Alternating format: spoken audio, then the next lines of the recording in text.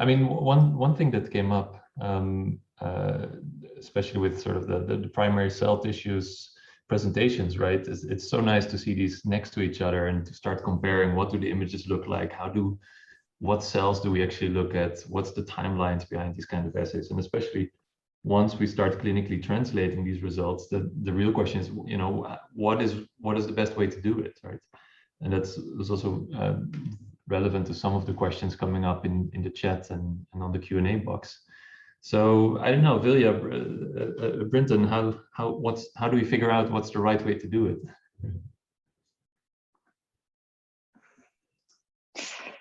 That's a good question. I mean, I guess that's where you need the trials like you're running to make sure that you actually can predict a response that's physiologically relevant in some sense.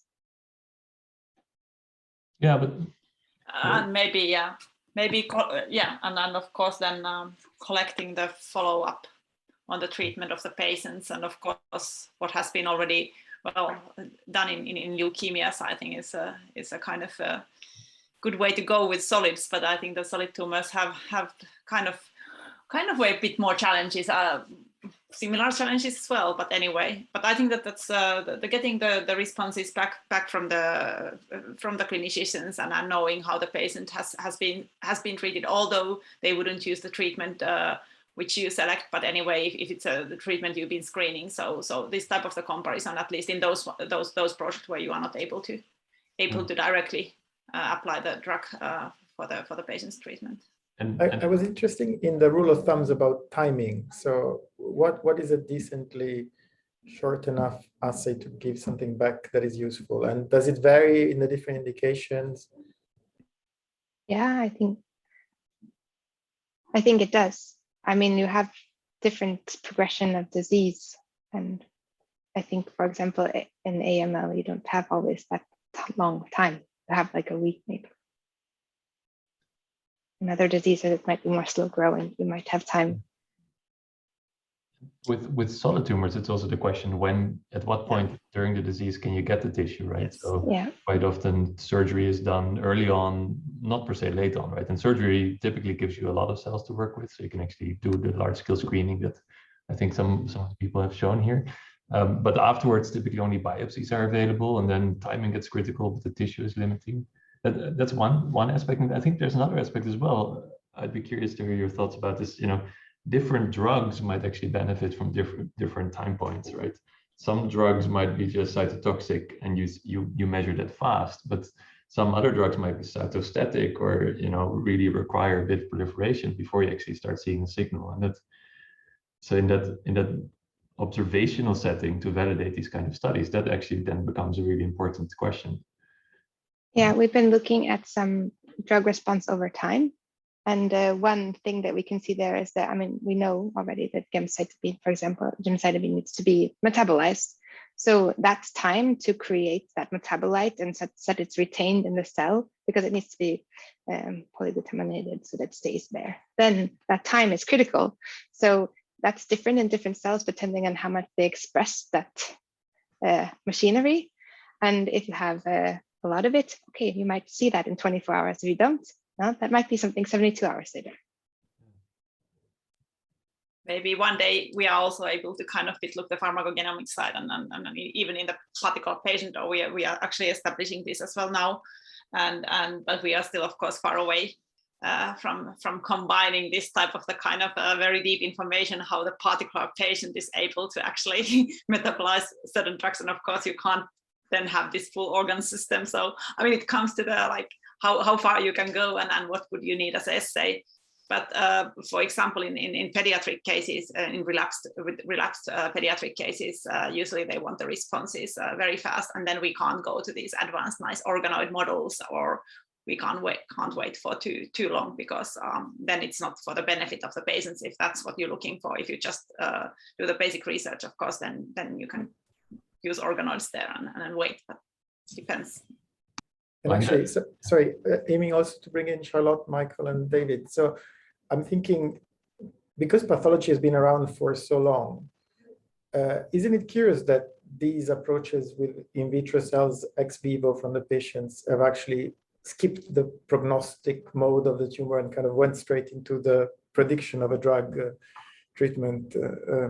There's not a lot, to my knowledge, of sort of molecular subtyping that is based on the imaging of the cells that are taken as primary cells from patients, whereas the sort of classic pathology has been around for so long time.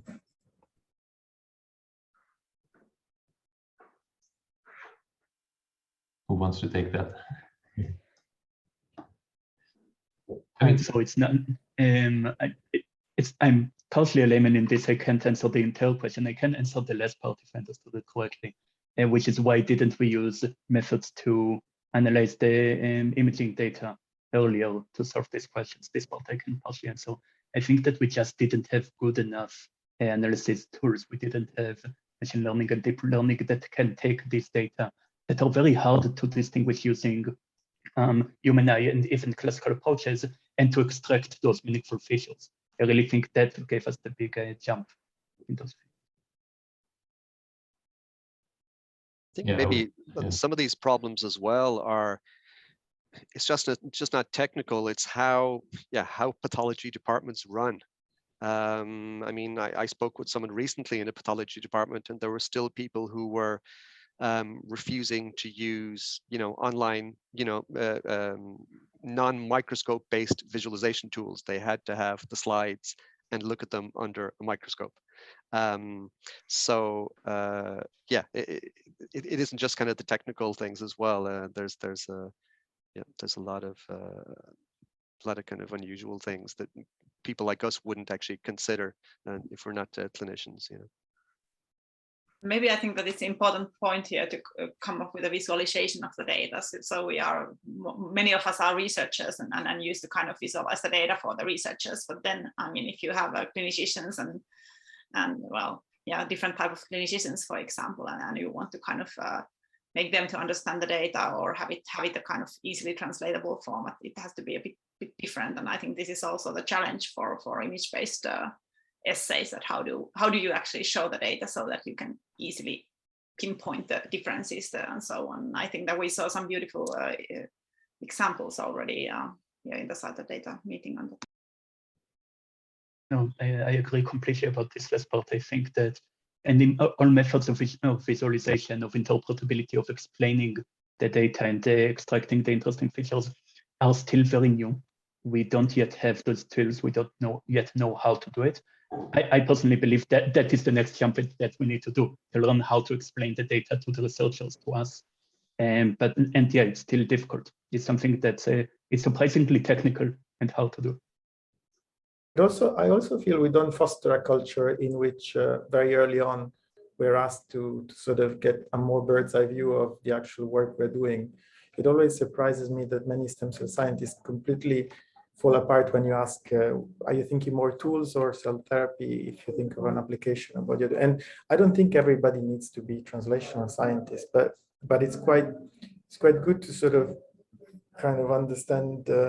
And I understand that we spend a lot of years just focusing on one specific problem, but we really don't foster a culture in which we allow people sometimes to zoom out of their, because for example, this panel is like a combination of completely different skills and expertise, and in order to run projects like this, you kind of need to have the sort of work together. So yeah, I agree with David. There's an element of like how do we run the departments? I think in that clinical translation step, it is important to distill our data into something that is very simple, though, because clinicians just do not have the time to dig into all the complexities of the data that we're generating, right? And you can show them a few example pictures of what nice cells look like, but you cannot overload them with the millions of cells you image and all of the underlying analytical complexities, right? So that data visualization was said before by Michael as well, and David. It is really a key, and of course different questions just require different views on the data. If it's about how to potentially treat the patient, it's a very different question than phenotype discovering, right? Training deep learning models. And yeah, and I think some people think, okay, well then, the solution is we'll just give them a model that we know is accurate and it will classify them, and yeah, these are diseased, these are normal, what classes or whatever. But the black box solution isn't good enough either. That is something, they need to be able to, to have, some sort of insight to what's going on there. And I think, Heba's talk from yesterday, I think is a great example of how you can maybe bridge, these divides, give people, show people something where, it kind of links them back to that biology, And yeah, I really think, that's one of the biggest challenges in the field, these, if we think of like, unsupervised, methods, we can come up with, clusters. Okay, but what is actually different between these clusters, and guiding people towards the biology in some way, so that they can highlight that. I think that's going to be very, I think it's a problem we'll solve, but it'll require very imaginative methods, I think. But do we have other questions we haven't addressed? So the one is from Nitin on the tumor microenvironment, also playing a crucial role in treatment efficacy. I guess this is to the group. Do you think will be useful to collect information about it along with the tissue? So what are you guys doing in Finland and Sweden? Yes, I guess we're both working on that side, and we actually do both a kind of multiplex immunostainings of the particular tissue where the cells are derived from, to really see that they are also representative, and we can actually, for example, we have looked then the cells grown now in 2D, the patient-derived cells, whether they express the same markers, and can we see the similar markers, and then on the other hand, in the organoids, we look at the single cell RNA-seq level. And could compare how these different cells cluster similarly to the original tissue where they were derived from. So I think this is very important. And then on the other hand, the spatial proximity of the cells for example, in the FFP tissues, of course, can be used, even maybe prediction and knowing if there are tumor immune cells and so on. So that can be even used for the predictive treatments in the future. So it's a kind of biomarker. Yeah, I'm very interested in these kind of hyperplexing methods, and coming from kind of a more high content background, I always think, used to thinking of things, okay, features, cell segmentation, features that are about what's going on within a cell, various compartments within the cell, etc. But yeah, this idea of identifying whatever 20 different cell types within a tumor sample, and then looking at all these kind of interactions and distances and distributions, etc., these different cells, there you've got a profile of a particular tumor based on all those metrics. I guess that's going to be extremely interesting, and will require other types of methods to actually do that analysis. But and from a research standpoint, I mean, every time someone does an animal experiment in pharma, they're doing a lot of slicing and dicing there, and all these kind of tissues can be stained and imaged, and this kind of analysis could be applied. So I think that's going to be very interesting as well. I don't know, has anyone here done some work like that for, let's say, especially immune oncology, things like that, seen this kind of work? Yeah, perhaps I can comment on that. So we have a project where we're explicitly testing response to checkpoint inhibitors ex vivo, right? So suddenly you're no longer just trying to kill the cancer, but you're trying to get the T cells to kill the cancer, right? So and there, what we see is quite promising. So we use on the one hand, we use the immune cells that are present in the tissue itself, but we also co-culture with patient-matched PBMCs, such that we have guaranteed immune cells present.